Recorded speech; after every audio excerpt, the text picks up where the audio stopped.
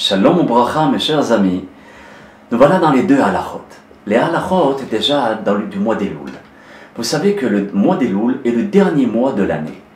Et il y a un dicton qui dit Aharon, Aharon, Haviv.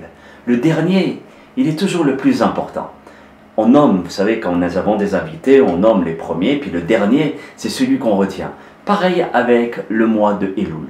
Et aussi Elul, ça. Lorsque vous regardez l'acrostiche, les premières lettres de Elul, Aleph, Lamed, Vav, Lamed, eh bien c'est en rapport avec un pasouk, avec un verset qui rapporte dans le Shir HaShirim, Ani ledodi vedodili.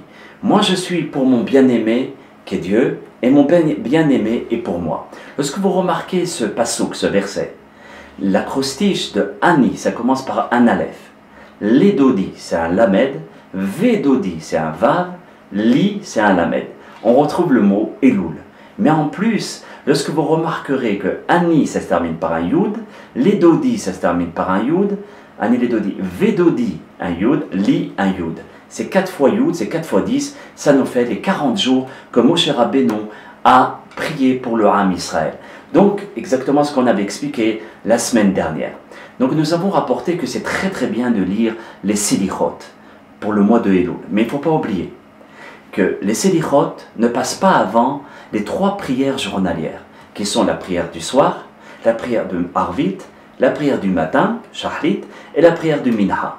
Et de ne pas faire sauter une des prières par rapport aux Selichot, c'est évident. Ça veut dire qu'il y a un principe qui s'appelle Tadir Vesheno Tadir, Tadir Kodem.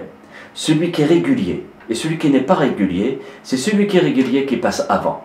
Donc comme les Shalosh, Tfilot, les 3 prières journalières, sont Tadir, donc on les lit avant les Slichot. Et si on ne peut pas lire les Slichot parce qu'il va faire nuit, eh ben on fait quand même Mincha.